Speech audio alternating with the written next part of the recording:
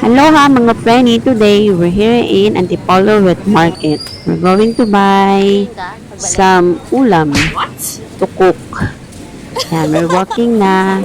So, nandito kami sa loob ng kapalengke. Tumitingin kami ng aming bibilin. Ang daming isda ngayon, no. Medyo kaunti na ng ang tao kasi nga maulan. Pero mainit-init na maulan eh. Bigla na nang uulan. Ambon, ganun. Tumitingin ako ng hipon. Ayan. It's 100 per 1/4. Tingin-tingin lang, hawak.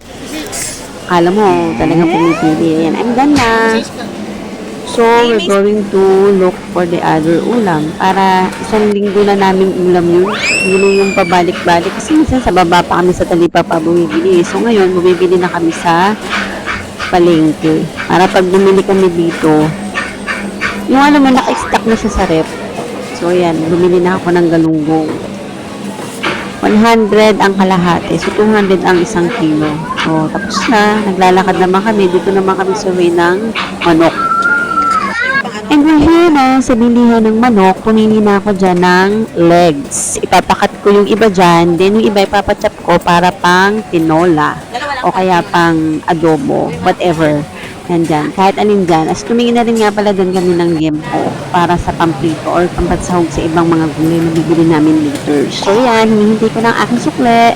And then, titingin naman kami ng paa ng manok kasi parang nagkikilig si Dave sa paa ng manok.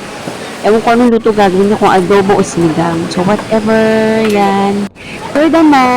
Kumuha na si ate. And nagtitingin naman kami dyan ng isla kasi gusto ni Corby ng tilapia. Ngayon nakita ng yellow na tilapia. Ayun no, yellow parang goldfish. So we're done. And now we're here sa bilihan ng mga gulay. Nasa loob kami na mabili ng gulay. So ayan, tumitingin na kami ng sibuyas, kamatis. Actually, nagtalo pa kami kung anong kamatis eh. So, decided na yung iba is malambot, yung iba naman ay hindi. Green and red. Yan. Para yung yellow, maluluto na namin agad. Tapos yung green, so kahit ilang araw, pwede siya ma-stock sa bahay. So, very good din naman. So, yan. Tumingin na ako dyan ng iba-ibang klaseng gulay. Bumili rin kami ng talong.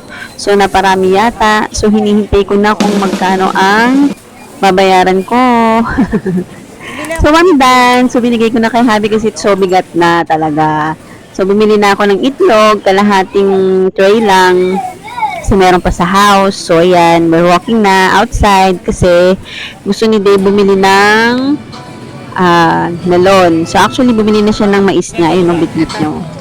So, ayan. Kasi gusto niya talaga ng mais. So, bumili na melon at nag-crave kami sa melon. Kaya bumili rin kami dyan ng 10 pesos. Tag 10 pesos kami. So, craving satisfied na.